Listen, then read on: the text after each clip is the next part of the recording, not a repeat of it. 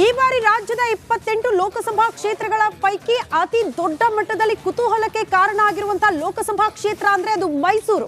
ಮೈಸೂರಲ್ಲಿ ಹಾಲಿ ಸಂಸದ ಪ್ರತಾಪ್ ಸಿಂಹ ಅವರಿಗೆ ಟಿಕೆಟ್ ಮಿಸ್ ಆಗ್ತಾ ಇದ್ದಂತೆ ಯಾರು ಕಣಕ್ಕಿಳಿಯಬಹುದು ಅನ್ನುವಂತ ಪ್ರಶ್ನೆಗೆ ಯದುವೀರ್ ಒಡೆಯರ್ ಅವರ ಹೆಸರು ಮುನ್ನೆಲೆಗೆ ಬರ್ತಾ ಇದೆ. ಇದರ ಮುಂದುವರೆದ ಭಾಗ ಅನ್ನೋ ರೀತಿಯಲ್ಲಿ ಯದುವೀರ್ ಒಡೆಯರ್ ದೆಹಲಿಗೆ ತೆರಳಿದ್ದಾರೆ ಅನ್ನೋದ್ರ ಡೀಟೇಲ್ ಸಿಗ್ತಾ ಇದೆ.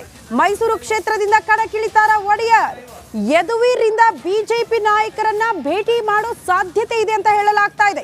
ರಿಪಬ್ಲಿಕ್ ಕನ್ನಡದಲ್ಲಿ ಮೆಗಾ ಎಕ್ಸ್ಕ್ಲೂಸಿವ್ ರಿಪೋರ್ಟ್. ದೆಹಲಿಯಲ್ಲಿ ನಮ್ಮ ಸಹೋದ್ಯೋಗಿ ರಂಜಿತ್, ಮತ್ತೊಂದು ಕಡೆ ನಟೇಶ್ ಬಿಜೆಪಿ ಪಾಳ್ಯದಲ್ಲಿ ಸದ್ಯ ಆಗ್ತಾ ಇರುವಂತಹ ಬೆಳವಣಿಗೆಗಳ ಕುರಿತು ಇಂಚಿಂಚು ಮಾಹಿತಿಯನ್ನ ಕೂಡ ನಿಮ್ಮ ಮುಂದೆ ಇಡುವ ಪ್ರಯತ್ನ ಮಾಡ್ತಿದ್ದಾರೆ. ಅದೇ ರೀತಿ ಈಗ ಎಕ್ಸ್ಕ್ಲೂಸಿವ್ ಮಾಹಿತಿ, ಯದುವೀರ್ ಒಡೆಯರ್ ದೆಹಲಿಗೆ ತೆರಳಿದ್ದಾರೆ. ಯಾವ ಕಾರಣಕ್ಕೆ ಅಂದ್ರೆ ಬಿಜೆಪಿ ನಾಯಕರನ್ನ ಭೇಟಿಯಾಗೋ ಸಾಧ್ಯತೆ ಇದೆ ಅಂತ ಹೇಳಲಾಗ್ತಾ ಇದೆ.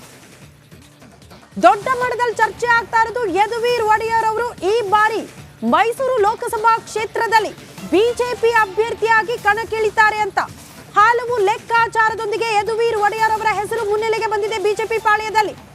ಯಾಕೆ ಪ್ರತಾಪ್ ಸಿಂಹ ಅವರಿಗೆ ಹಿನ್ನಡೆ ಆಗ್ತಾ ಇದೆ, ಯಾಕೆ ಟಿಕೆಟ್ ಕೈ ತಪ್ತಾ ಇದೆ ಅನ್ನುವಂತ ಒಂದಷ್ಟು ಪ್ರಶ್ನೆಗಳು ಕಾಡ್ತಾ ಇರೋ ಹೊತ್ತಲ್ಲೇ ಯದುವೀರ್ ಅವರ ಹೆಸರು ಕೂಡ ಮುನ್ನೆಲೆಗೆ ಬರ್ತಾ ಇರೋದು. ಅವರಿಗೆ ಬಿಜೆಪಿ ಟಿಕೆಟ್ ಬಹುತೇಕ ಫಿಕ್ಸ್ ಅಂತ ಹೇಳಲಾಗ್ತಾ ಇದೆ.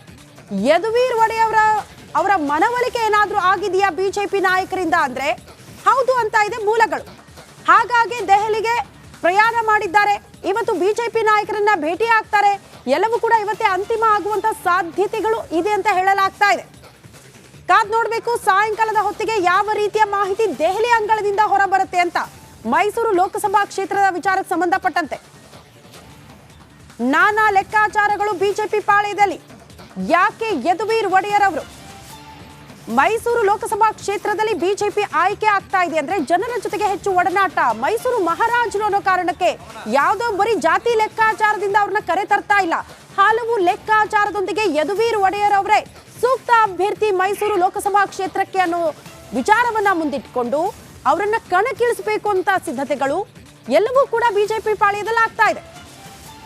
ಬಟ್ ಇನ್ನೊಂದು ಇನ್ಸೈಡ್ ಮಾಹಿತಿ ಅಂದ್ರೆ ಪ್ರತಾಪ್ ಸಿಂಹ ಅವರಿಗೆ ಟಿಕೆಟ್ ಮಿಸ್ ಏಕಾಏಕಿ ಆಯ್ತಾ ಅನ್ನೋ ಪ್ರಶ್ನೆಗೆ ಇಲ್ಲ, 3 ತಿಂಗಳಿನಿಂದಲೂ ಕೂಡ ಇಂಥ ಚರ್ಚೆಗಳು ಪಾಳ್ಯದಲ್ಲಿ ಆಗ್ತಾ ಇತ್ತು ಅನ್ನುವಂತಹ ವಿಚಾರ. ವರಿಷ್ಠರ ಮುಂದೆ ಈ ವಿಚಾರವನ್ನ ರಾಜ್ಯ ಬಿಜೆಪಿ ನಾಯಕರು ಪ್ರಸ್ತಾಪ ಮಾಡಿದ್ರು ಅಂತ ಹೇಳಲಾಗ್ತಾ ಇದೆ. ಮೈಸೂರಿನ ವಾಸ್ತವ ಪರಿಸ್ಥಿತಿ, ಪ್ರತಾಪ್ ಸಿಂಹ ಅವರ ಒಂದಷ್ಟು ಮಾಹಿತಿಯನ್ನ ಆಲ್ರೆಡಿ ವರಿಷ್ಠರು ತರಿಸ್ಕೊಂಡಿದ್ರು. ಹಾಗಾಗಿ ಅವರಿಗೆ ಟಿಕೆಟ್ ಮಿಸ್ ಆಗಿದೆ ಈ ಬಾರಿ ಅಂತ ಹೇಳಲಾಗ್ತಾ ಇದೆ. ಬಹುತೇಕ ಮಿಸ್. ಆ ಕಾರಣಕ್ಕೆ ಅವರು ಬಂದ್ರು, ಭಾವುಕರಾದ್ರು. ಪ್ರತಾಪ್ ಸಿಂಹ ಅವರು ಬಹಳ ನೇರವಾಗಿ ಹೇಳಿದ್ರು, ಯದುವೀರ್ ಒಡೆಯರ್ ಅವರು ಬಂದ್ರೆ ನಾನು ಸ್ವಾಗತ ಮಾಡ್ತೀನಿ.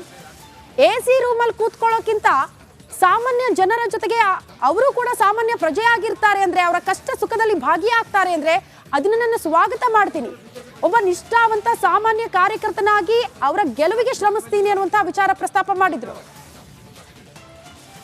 ಎರಡು ದೃಶ್ಯ ನಾವು ಗಮನಿಸ್ತಾ ಇರೋದು, ಒಂದ್ ಕಡೆ ಪ್ರತಾಪ್ ಸಿಂಹ ಅವ್ರಿಗೆ ಈ ಬಾರಿ ಟಿಕೆಟ್ ಮಿಸ್ ಅನ್ನುವಂತಹ ವಿಚಾರಕ್ಕೆ ಸಂಬಂಧಪಟ್ಟಂತೆ ಅವರ ಬೆಂಬಲಿಗರು ಪ್ರತಿಭಟನೆಗೆ ಮುಂದಾಗಿದ್ದಾರೆ. ಸೋಷಿಯಲ್ ಮೀಡಿಯಾದಲ್ಲಿ ಸಾಲು ಸಾಲು ಪ್ರಶ್ನೆಗಳನ್ನ ಮಾಡ್ತಾ ಬಿಜೆಪಿ ನಾಯಕರಿಗೆ ನೇರವಾಗಿ ಅವರ ಬೆಂಬಲಿಗರು ಪ್ರಶ್ನೆ ಮಾಡ್ತಾ ಇರೋದು, ಅಭಿವೃದ್ಧಿ ಮಾಡಿದ್ದಾರೆ ಮೈಸೂರು ಕ್ಷೇತ್ರಕ್ಕೆ ಬಂದು ನೋಡಿ, ನೀವು ಅಭಿವೃದ್ಧಿ ಮಾಡಿರೋದಕ್ಕೆ ಅವ್ರಿಗೆ ಟಿಕೆಟ್ ಮಿಸ್ ಆಗ್ತಾ ಇದೆಯಾ? ಸಾಮಾನ್ಯ ಕಾರ್ಯಕರ್ತರ ಜೊತೆಗೆ ಓಡಾಡಿ ಕ್ಷೇತ್ರದಲ್ಲಿ ಸಂಚಾರ ಮಾಡ್ತಾರೆ, ಸಾಮಾನ್ಯ ಜನರ ಸಮಸ್ಯೆಯನ್ನ ಆಲಿಸ್ತಾರೆ, ಅದನ್ನ ಬಗೆಹರಿಸಿದ್ದಾರೆ, ಆ ಕಾರಣಕ್ಕೆ ಅವ್ರಿಗೆ ಟಿಕೆಟ್ ಮಿಸ್ ಮಾಡ್ತಿದ್ದೀರಾ? ಇದೆಲ್ಲವನ್ನ ಕೂಡ ನೇರವಾಗಿ ಪ್ರಶ್ನೆ ಮಾಡ್ತಿದ್ದಾರೆ ಅವರ ಬೆಂಬಲಿಗರು. ಇದೇ ಕಾರಣಕ್ಕೆ ಪ್ರತಾಪ್ ಸಿಂಹ ಅವರು ಹೇಳಿದ್ರು, ನನ್ನ ಕ್ಷೇತ್ರ ಮೀರಿ ರಾಜ್ಯದ ಬೇರೆ ಬೇರೆ ಕ್ಷೇತ್ರದ ಜನ ಕೂಡ ನನ್ನ ಪರವಾಗಿ ನಿಂತಿದ್ದಾರೆ, ನನ್ನ ಪರವಾಗಿ ಮಾತನಾಡ್ತಿದ್ದಾರೆ ಅಂದ್ರೆ ನನಗಿಂತ ಅದೃಷ್ಟಶಾಲಿ ಇನ್ಯಾರಿದ್ದಾರೆ? ಯಾರೇ ಬರ್ಲಿ ಸ್ವಾಗತ ಮಾಡ್ತೀನಿ, ಅದರಲ್ಲಿ ಎಕ್ಸ್ಪೆಷಲಿ ಯದುವೀರ್ ಒಡೆಯರ್ ಅವರಿಗೆ ಟಿಕೆಟ್ ಕೊಟ್ರೆ ಅದನ್ನ ಸ್ವಾಗತ ಮಾಡ್ತೀನಿ ಅಂತ ಪ್ರತಾಪ್ ಸಿಂಹ ಅವರು ಹೇಳ್ತಿದ್ದಾರೆ. ಅಲ್ಲಿಗೆ ಅವ್ರಿಗಂತೂ ಒಂದು ಹಿಂಟ್ ಸಿಕ್ಕಾಗಿದೆ, ಟಿಕೆಟ್ ಮಿಸ್ ಆಗುತ್ತೆ ಬಹುತೇಕ ಅಂತ. ಅಲ್ಲಿಗೆ ಯಾರು ಅನ್ನುವಂತ ಪ್ರಶ್ನೆಗೆ ಯದುವೀರ್ ಒಡೆಯರ್ ಅವರೇ ಪಕ್ಕಾ ಬಿಜೆಪಿ ಪಾಳ್ಯದಿಂದ ಅಖಾಡಕ್ಕೆ ಇಳಿಯೋದು ಅಂತ ಮೂಲಗಳು ಹೇಳ್ತಾ ಇರೋದು.